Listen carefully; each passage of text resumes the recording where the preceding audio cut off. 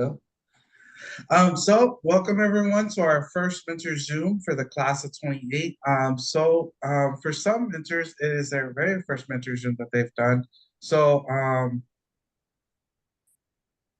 I will break down kind of how we do them. What I also do is on my end, because I kind of see everything, I also, if there's complications, I have my phone on me. So for example, it didn't let them in and it's asking for a meeting ID. So I am going to take a quick sec to send that to them. It is.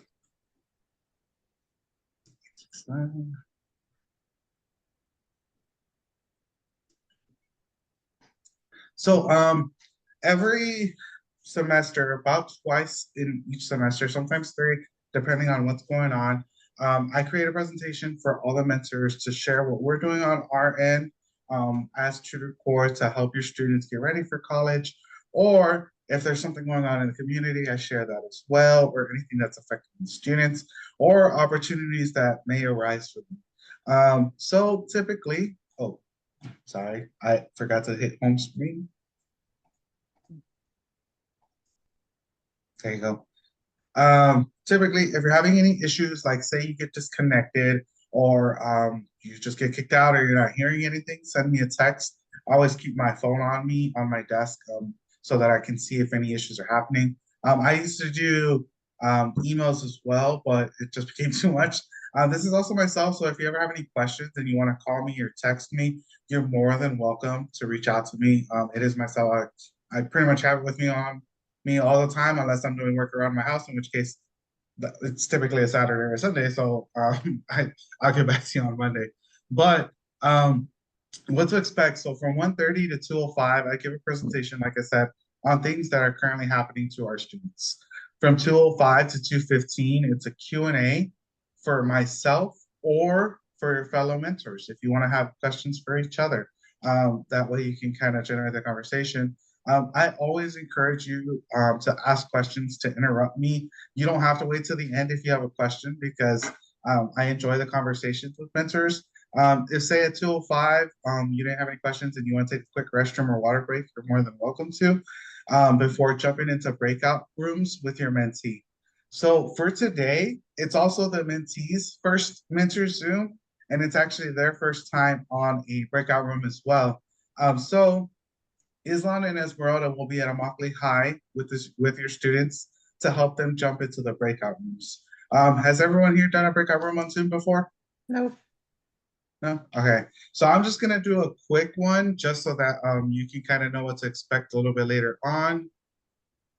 But for my end, I already programmed the Zoom to automatically send you each into your own breakout room alongside your mentee. So when the time comes, I just hit a button on my end, you'll get a message saying the host or Daniel or you've been sent into this breakout room, and it'll say your mentee's name. You have to hit accept, and that's what the student will get on their end as well. So I'm going to start it off just to give a quick practice round for everyone, and you should get a message on your screen. Got it. All right. Did everyone get the button? Yep. Yes. Okay. And then so if you hit accept, it'll take you into your breakout. And then once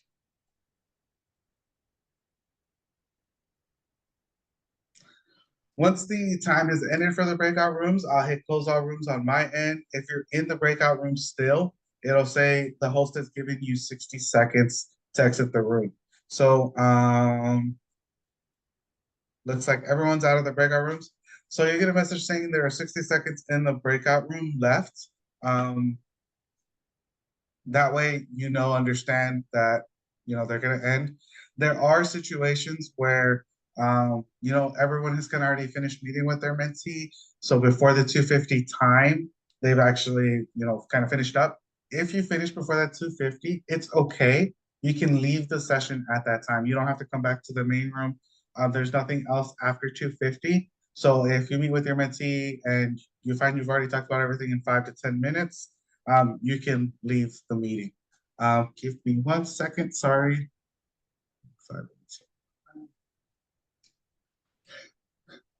So yeah, and this is something that I'll host twice a semester for everyone so that, you can kind of know what we're doing, ask each other questions, and I can also kind of provide updates on everything we're doing. So for today's agenda, I kind of wanted to introduce the team. I know not everyone has met the Guadalupe Center team, so I kind of wanted to put faces to names for everyone. Talk about what we do in Tutor Core, talk about the students' GPAs, career discussions, career project, SAT and ACT freshman year, and meeting with your mentee. So I'm gonna cover all these. Some of them are actually gonna be kind of quick. So that's why I have a variety of topics. Um, so if you don't know our administrative team, Dawn Montecalvo is our president and CEO. She's been a great leader for us as we've expanded over the last few years into what we do today. So everyone knows here, when I was a high school tutor course student, we had about 60 high school students, about 15 per grade. Right now, we currently stand at 125 with 180 in college and over 280 college graduates. So Don and the administration and the board have done a great job of leading us. Bob Spano is our VP of programs. He oversees early childhood, after school program, and tutor core. Jim Ragusa is the senior director of school aid programs. He oversees after school and tutor core. Um, they are all well known in the community. And what's great about that is when we need resources, when we need to connect the students with something, they're able to connect us very well. And we're able to get the student something quickly if they need it. You all know me, but I run the high school tutor core program as well as the middle school after school program. Anita, our assistant director, helps me with the curriculum and planning what the students should be doing. She also primarily works with our seniors. So everything that we do with the curriculum is to help the students get ready for senior year and get ready for life after high school. We know that some students don't necessarily go to college, they want to go to technical school. We've even had two students, actually, one last year and one the year before, who at the last year they said they want to do military. We welcome that, and we push students to pursue a higher education, but we know it's not for everyone, but we'll do our best. Um, Something I'll also add in during my presentations, if you have any questions at any point, feel free to interrupt me. Unmute your mic, ask the question, drop it in the chat. I'm more than happy to answer those. For the other members of our high school team, we have Esmeralda and Islam. Esmeralda works with our sophomores and juniors in their curriculum projects and what they need to do. And then Islam works with our freshmen, your students, and our middle school students with the sixth and eighth graders. So freshman year can be a little bit relaxing because it's their ninth grade year, but we still want them to do things. So we do still have projects for them to complete and items for them to do. If their student is ever talking about their work site and you have questions and you'd like to talk to one of the after school staff, Monica and Amanda runs Eden Park Elementary, Monica runs Highlands Elementary, but they both also help oversee the other three sites with the part-time site supervisors. So if they're ever talking about Amanda or Monica, you kind of know their faces now. But if you ever want to have a conversation with them too, we're all more than happy to have those with anyone about any part of our programs. Our college team, Jorge and Abby, will also give us insight into how we can better prepare the high school students for life after. Um, Jorge works with our even class students and Abby with our odd. So Jorge would actually work with your students once they graduate from high school and move on to college. They'll conduct college one-on-ones with the students in high school to kind of get to know them and to also start getting them prepared for it. In the last one, they actually started talking about college terminology. So college credits, financial aid, the specific terms that they need to know just to kind of introduce them to them because no one really, like the high school students don't really know, like when you want to get accepted, you go to the Office of Admissions, but when you want to register, you go to the registrar's office and you talk to your advisor. So kind of introducing them to all that because all they know right now is if I have a trouble, I go to my guidance counselor or I talk to my teacher. And, they're trying to get them ready for it, but also get the students familiar with them so that when they do have questions, they can ask and they know who to ask. Something that we push a lot on our end is students asking questions, students asking for help. So many of them are afraid to speak up because they think they're supposed to know or they think they should know already, or they think that somehow they're going to figure it out by themselves. Um, what I always tell them is no one has gotten anywhere without at least asking one or two people for help. And I know myself I've asked a lot of people for help, so it's not something they should be afraid of. Sorry. So with TutorCore, I know I've mentioned it briefly when we talked about the mentoring program and the students, but each one of your students tutors at an elementary school, either kindergarten, first, or second grade. Each classroom has between 18 to 28 students. There are at minimum 2 tutors in each classroom. So your student, another one, and then the program lead. And so they're all in charge of making sure that the student not only does their homework, but participates in activities such as guided reading. They complete their math assignments, they go into the computer and do some work there. They're not just in the classroom either. Depending on the school, the schedules vary, but typically the students get out of class, they go into the cafeteria and have a dinner meal or supper or snack, whatever you want to call it. But it's a hot meal provided by the school and CCPS. The tutors are overseeing them not in the cafeteria. They'll take them out to the playground for 15, 20 minutes. They'll play outside with them.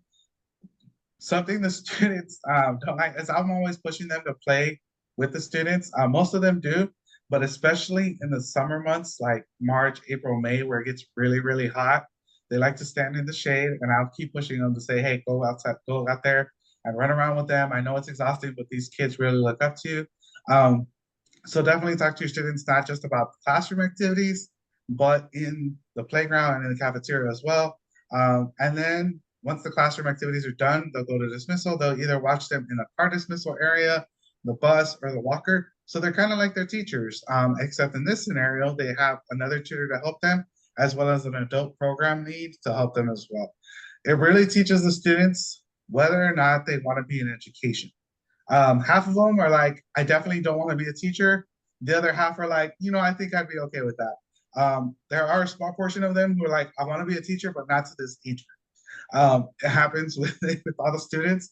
What it'll also do is if your student does a career survey or a questionnaire, it's gonna lean them towards education because they have that experience. Because most of them will say, how do you feel about running a classroom? I feel like I could be great because they've already done it and they've already been in that step. Um, when they're at work, they are getting paid every 2 weeks in a paycheck via direct deposit to their own bank account. We do not see that money. We don't check on it for them. They are responsible for it themselves. They do whatever they want with it. Separate from that is their scholarship that they accrue every year. Every year that they're in the program while in high school, they're eligible to accrue up to $4,000 in scholarship funds for a total of $16,000 by the time they graduate high school. That one is kept in an account by Guadalupe that the college team disperses to them or to their school, depending on their scenario. That I go into a little bit deeper when they're seniors, but at this point, we don't really need to go into that. But it's 2 separate funds. I know that's one of the big questions that's always asked, but they're able to keep that in mind. For extracurriculars, we always encourage students to do activities. So if they're trying to do band or football or basketball, crop beta, debate, model UN, whatever it may be, we push them to do it. But we only really want them to do 1 or 2 and to find leadership positions in those activities. The reason being is students who have tried to do more than 2 activities, their work hours end up getting affected and then they don't accrue enough scholarship funds. These are the students who do football in the fall, they do soccer in the winter, and then they want to go do lacrosse in the spring. What's an option for those students is volunteering in the summer. So those hours do get counted towards their scholarship, but it's volunteering hours and they're not getting paid. And we don't want students to spend a whole summer for scholarship funds when they could have been getting paid for it and also have a little extra money on the side. Some of your students will use those paycheck funds to help out at home with bills such as light, water, or even pay for their own cell phone. Some of the family situations are different. So in some cases, the parents are paying the bills and they want the student to do whatever they want with their money. Some students are very responsible and they save everything. I think we've all been teenagers once and we spend everything as soon as we got it.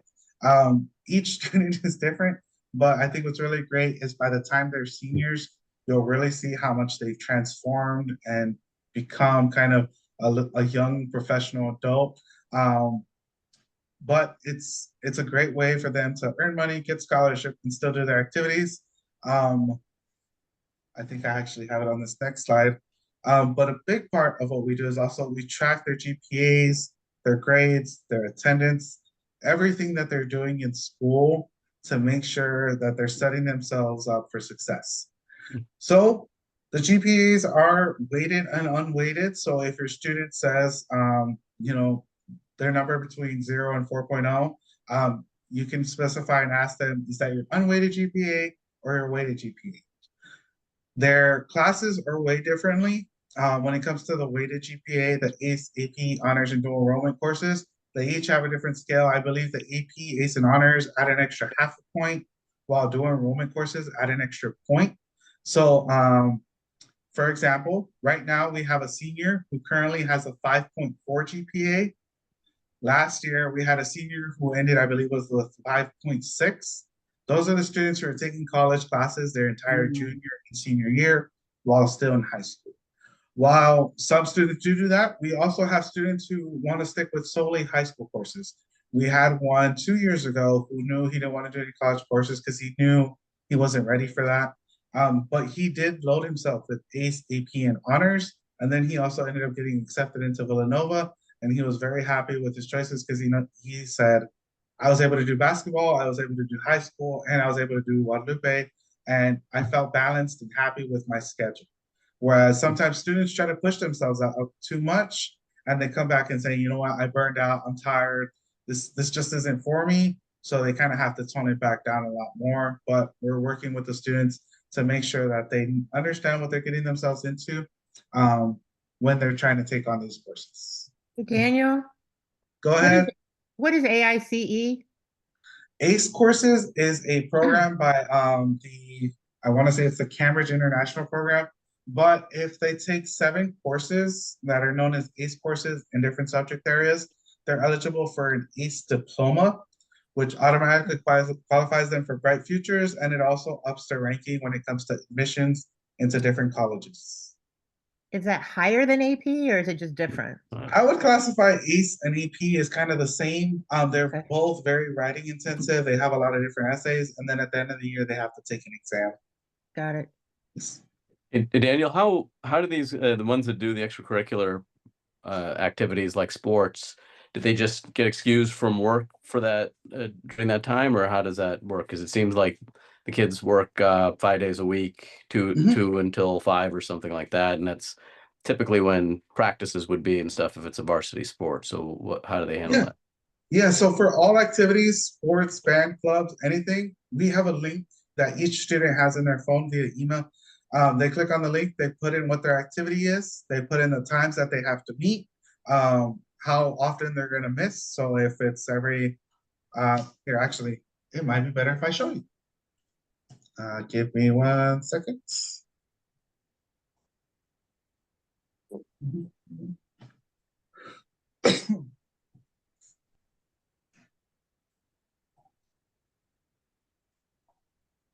So everyone should be able to see the extended absence and call out form. So if they're doing a sport club activity, sorry, I always forget. I have a tendency to zoom out very far on my computer. But if they're doing no matter what, they'll complete their name, their email, phone, graduating class, and their work site.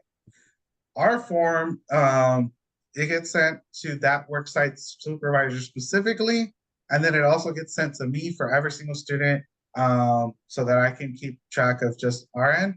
But if they're doing an extended absence, this is such as a sport, band, color guard, sports, cheer, clubs, organizations, catechism. Catechism is very big in Immokalee, so a lot of students do participate in that their freshman and sophomore year, or other. Whatever it may be, they fill it out, the dates that they're going to miss because of practice or games or whatever it is. They put in the time that they have to report.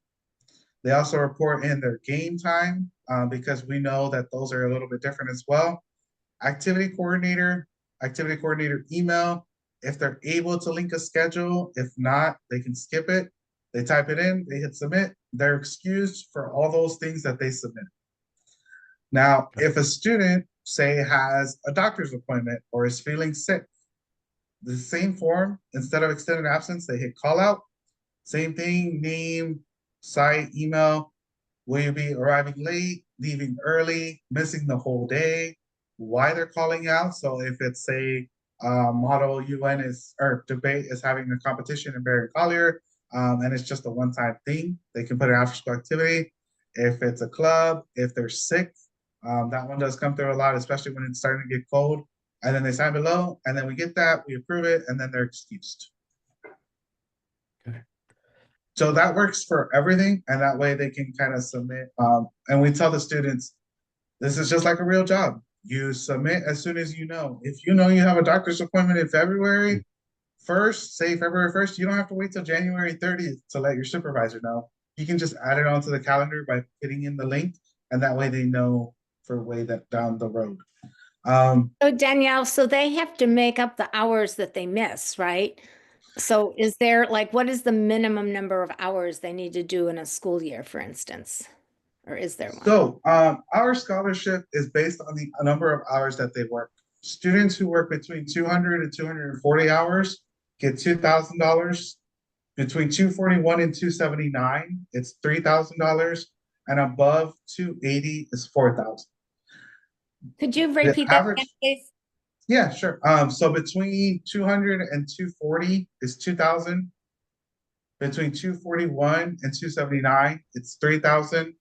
And anything above 280 is 4,000. Okay. And so the number of hours available at all work sites is a minimum of 450. So that's if a student goes to work every single day, clocks in on time, and then leaves at the end of the day. Those students will average about 450. Students who take off a semester because of a sport or a club average about 300 to 310. If a student is doing 2 activities, then that's where they kind of get lower in the 200 to 240 range. And then that's where the students will volunteer in the summer to kind of make up those hours. That's why we tell students to try not to do more than 2, because if you do more than 2, you're going to end up making yourself struggle. And we'd rather you get paid and get scholarship funds than just get scholarship funds, because that way you get more out. So the system is set up for them to go 5 days a week. Yes, if they're not in a club or activity, we do expect them at work every day. Okay. So that way those kids who are doing club or activity are able to go to their activities, and the classroom won't be affected. In the time periods where no activities or clubs are running, there are some classrooms that have 3 or 4 tutors each, but we set that up again because we expect students to go participate in band, to be a part of football or lacrosse or model UN or anything else that it may be. And I'm sorry if you said already, but how much do they get paid for tutor corps as a teacher or as an assistant like that? I believe the last one was $10.05 an hour. Okay. But I have to double check. Nice. I don't see the paycheck side of it. That's all HR. Yeah, but it's significant enough that if Yes. that's a trade-off in their minds between that and a sport or something like this, right? If Yes. with the money, yeah. Yes, and so what will also happen, because we also run buses at all the sites except for Lake Trafford, we need to have a supervisor, not a supervisor, a staff member on the bus. So there will be at least 2 to 3 high school tutors on each bus. So that's a few extra hours for the students on the bus.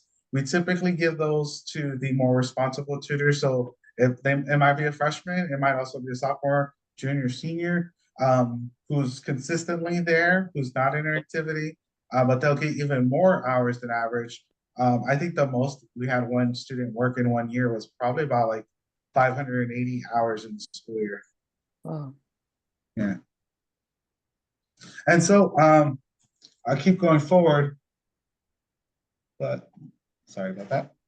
Yeah, one other question on the scholarship. Sorry, No, go ahead. yeah, is it only applicable towards some sort of higher education, or is it if somebody goes through all this, earns all the credits, that could get them to $4,000 a year, but they choose not to go to college immediately or at all? You mentioned the military, that kind of thing.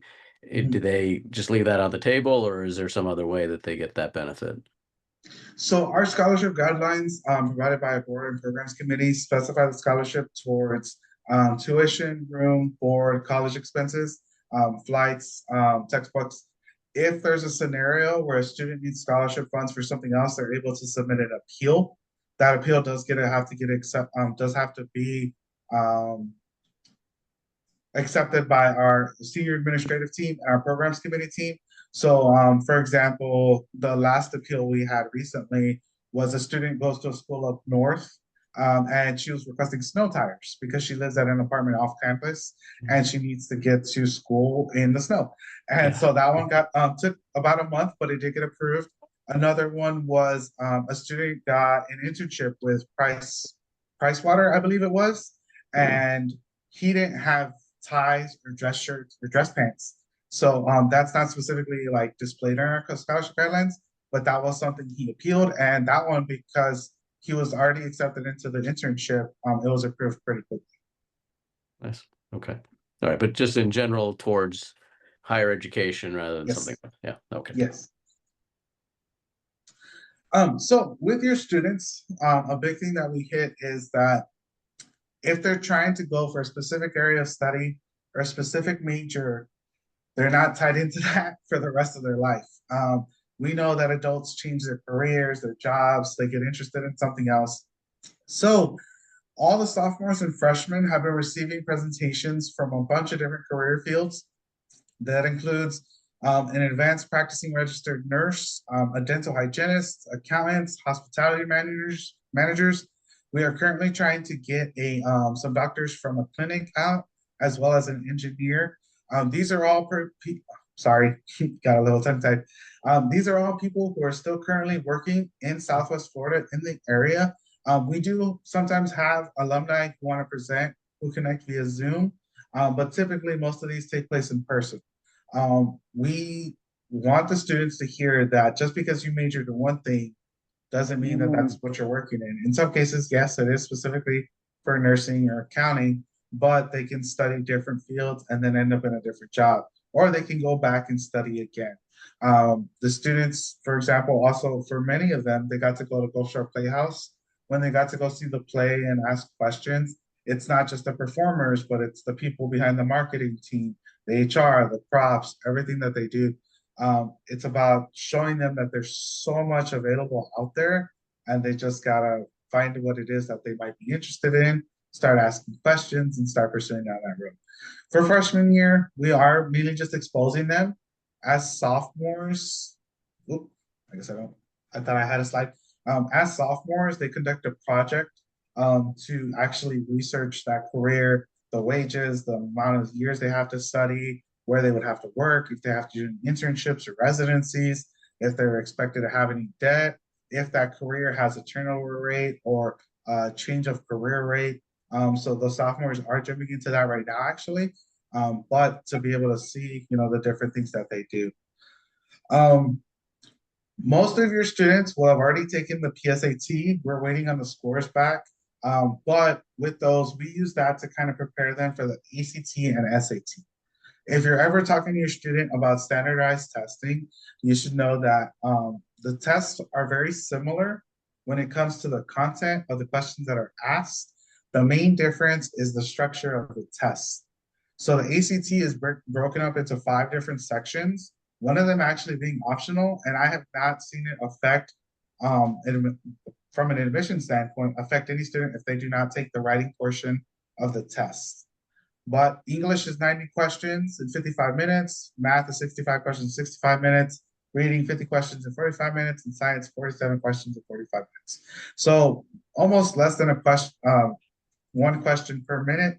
And sometimes what affects the students more than anything is their testing skills and strategies that they apply towards the test.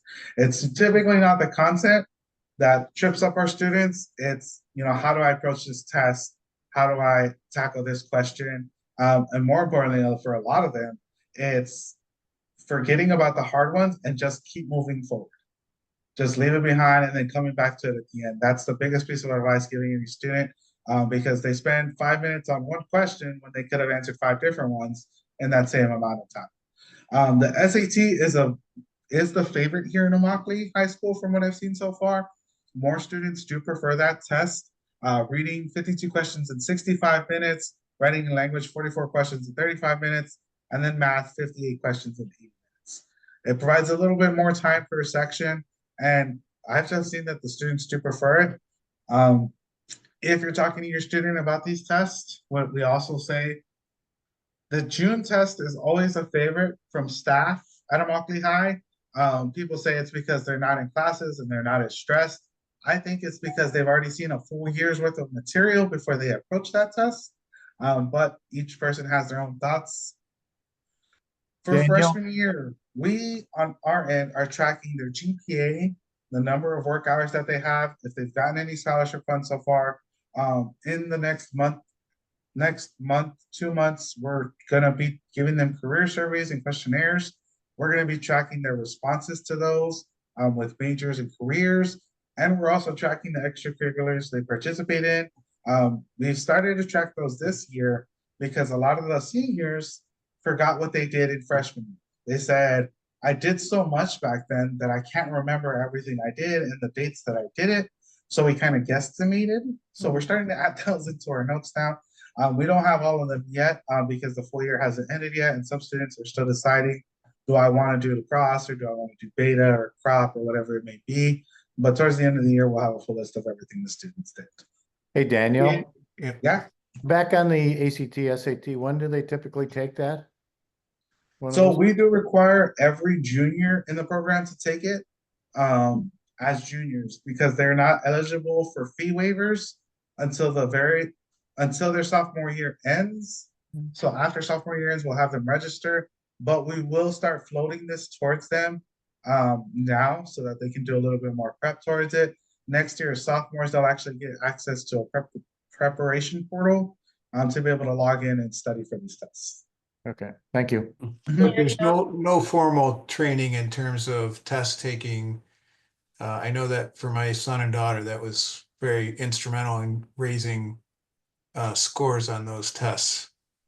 Yeah, we've tried to get some teachers to, we've actually even said that we will pay them to come out and tutor our students in SAT and ACT, but not many teachers want to work extra hours on top of what they're already doing. So we've struggled for the last few years to get someone to come out. Have you tried to get one of the formal test prep companies like Kaplan or Princeton Review to either volunteer or provide some subsidized time that they could come out and provide that training? Because that, what the other gentleman said, it's been our experience as well, is having that personal training on test taking, not the content as much as like, how do you take it? What do you skip? You know, all that stuff. Yeah. Seemed to be a big deal. Yeah, we haven't been able to get a person out. They always send videos, they always send recordings. We haven't had much luck with a physical person. Okay. Back on the job situation there, Daniel, is there any connection with the business community to provide internships in those junior and senior years to get them actually exposed to whatever their interest is, if they want to be an accountant or, you know, during the summer months? Yeah, so whenever a company does share it with us, we do send it out to all the students. We do get a few. The big one here is Taste of Immokalee. They're the ones who put the salsa in the stores.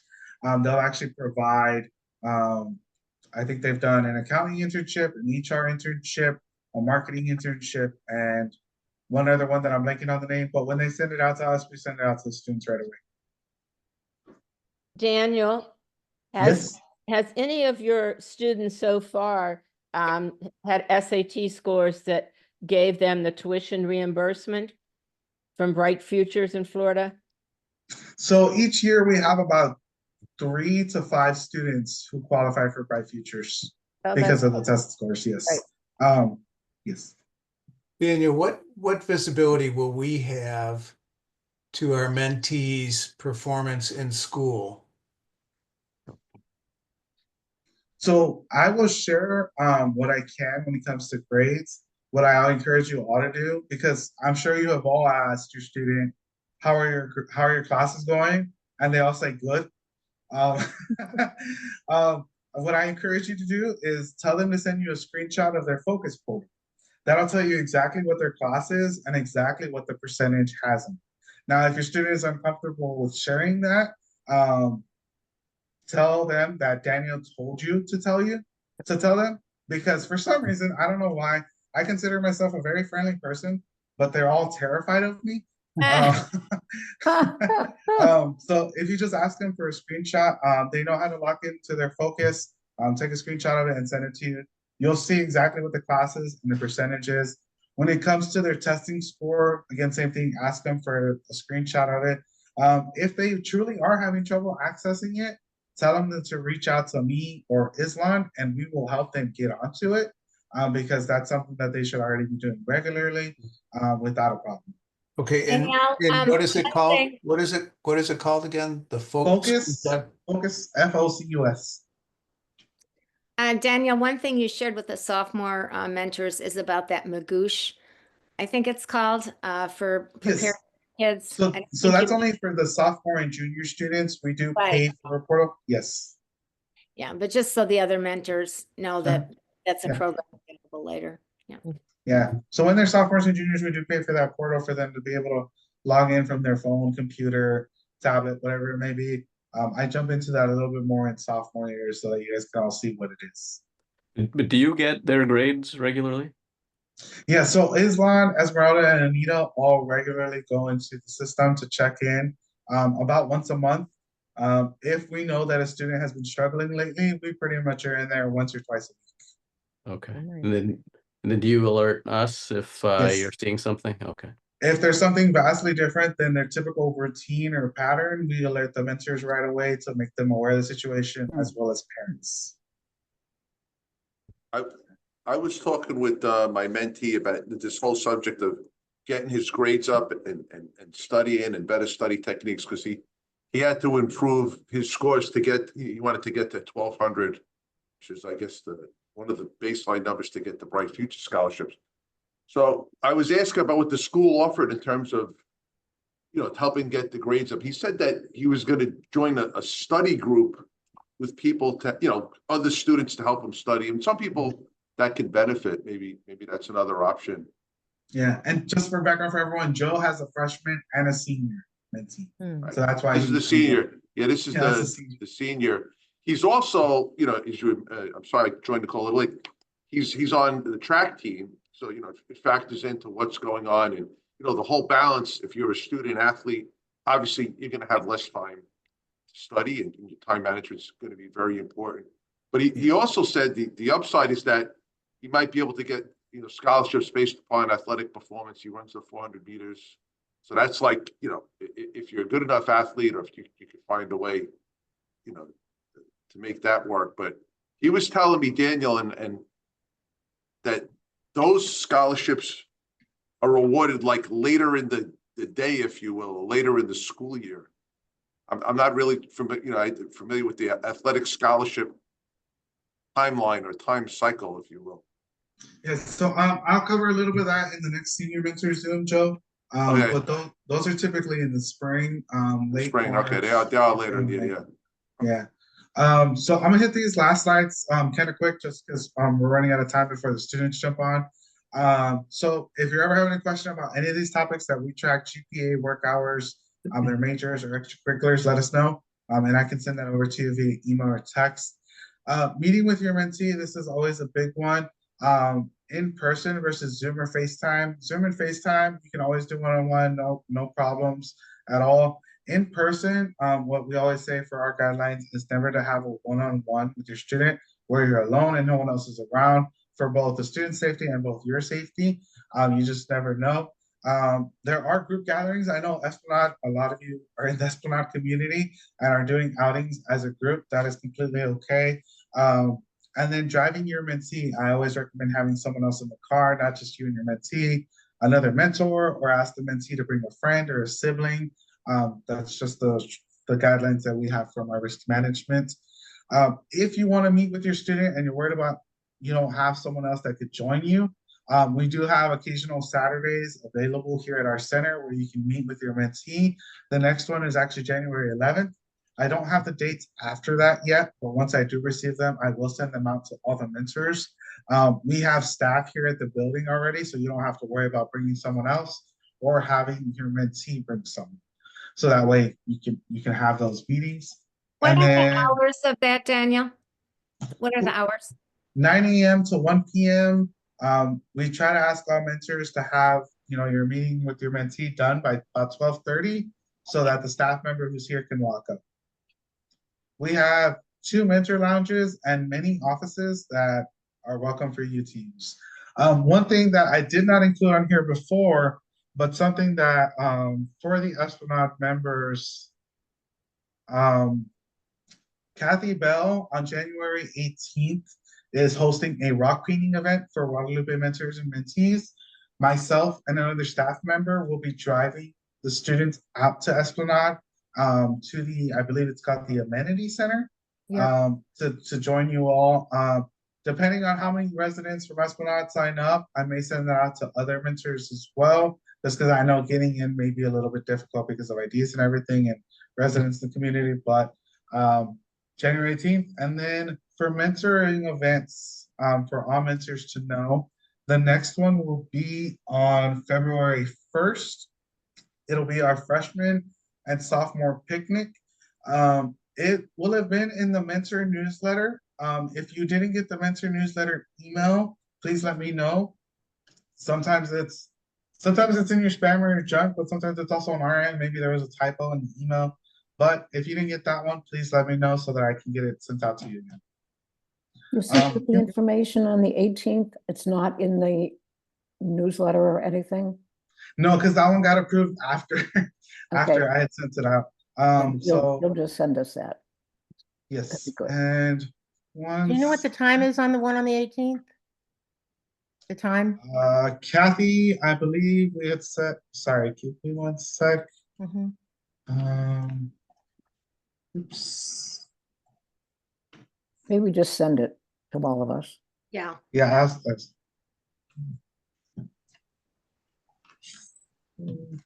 And is the newsletter coming from your email or a different email?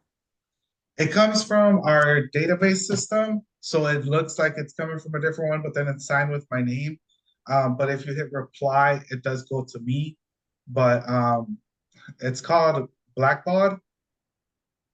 Black No, bot? it's not from Baud, Blackbaud. B-A-U-D. Blackbaud's the system. Yes, that's the system, but it'll look like it's for me. And if you hit reply, it'll come. I Sorry, just No, it's I not got a- it. I saw it. Sorry, Islam was having a little bit of trouble in the lab with the high schoolers, so I just had to send her something really quick. But yes, so those events, January 18th, I will email that out to all Esplanade residents, and then after that, I'll send it out to more mentors for that freshman class picnic, and then the newsletter. If you didn't get it, please let me know. Are there any questions? We got about like a minute or two before the students jump on. When does my senior mentee last year had an email, a Zoom link that she could use, right, to contact me? Am I correct in remembering that? Or because we did a lot of FaceTime? Does she get one? Are you talking about Kaylin, or are you talking about which one are you talking about, Donna? My senior who graduated last year. Oh, that was Kaylin. She may have made a Zoom account on her own. If you guys ever want to use Zoom, it's free to make an account. You're able to have meetings up to 30 minutes for free. So she may have just made one. Yep. Well, If you and your mentee have iPhones and you want to use we use FaceTime, that's completely okay as well too.